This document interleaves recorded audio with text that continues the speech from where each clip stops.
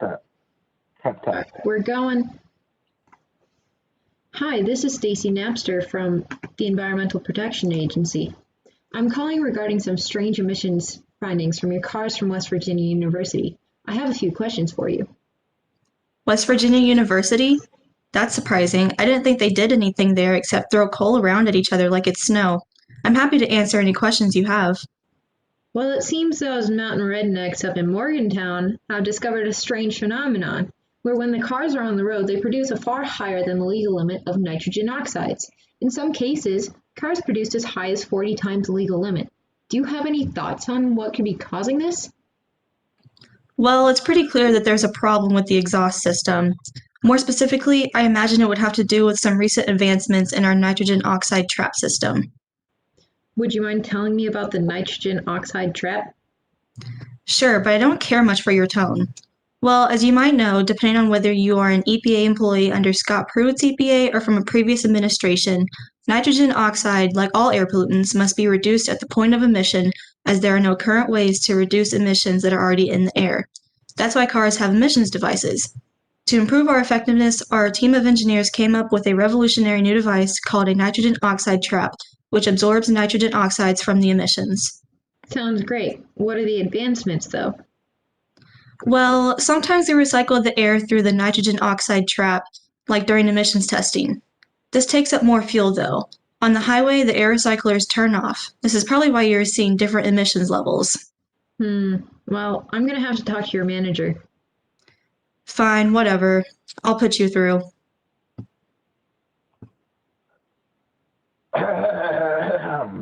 Hello, this is Mr. Capitalist and Labor Exploiter. What can I do for you? Sir, I've just spoken to your engineer and she told me some very frightening things about your vehicles. I believe you may be going to jail. Jail? What is it? Well, it's a big building with criminals and nonviolent drug offenders in it, but that's not really important right now. Were you aware that your car's emission systems behave differently if they were being tested than if they were on the road? Why, yes, of course. It is I that came up with that ingenious business decision. It allows us to meet your nitrogen dioxide testing standard of 100 parts per billion, a 1-hour average, under the National Ambient Air Quality Standards Program, while also improving our fuel economy while actually driving. Those pesky air recyclers really use up a lot of fuel, you know. Well, I'm afraid what you might call an ingenious business decision, the U.S. federal government would call fraud, and the government of West Virginia might call Tuesday. Blast! This is terrible news. I may never financially recover from this. I am the true victim here. What am I to do? Well, you'll definitely be fined, but you're going to have to come up with a way to fix these cars. Well, it won't be cheap, but if it's what I'm forced to do, I'll do it. Here's my offer. We'll buy back or fix all the affected vehicles and compensate the owners for their troubles. It's a settlement. Now, I haven't had breakfast yet, so I'm off to Burger King. All right, now it's time to talk to those pesky, stupid customers. Hello, you've reached Volkswagen.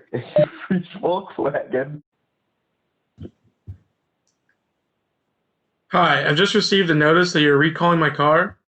What's going on?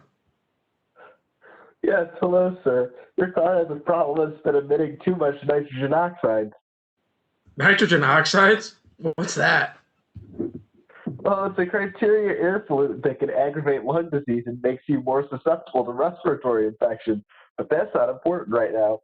We're recalling your car to fix this problem, as we've been lying to you and the EPA about how much nitrogen oxide is being emitted.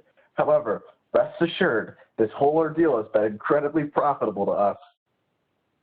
This is outrageous. If I'm going to damage my lungs, it's going to be from something worthwhile, like vaping or not wearing a mask during a global pandemic.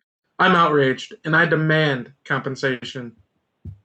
Oh, don't worry, sir. You will be, to the order of between $12,500 to $40,000, depending on the age of your car, according to the FTC. Well, this has really turned up as a good day after all.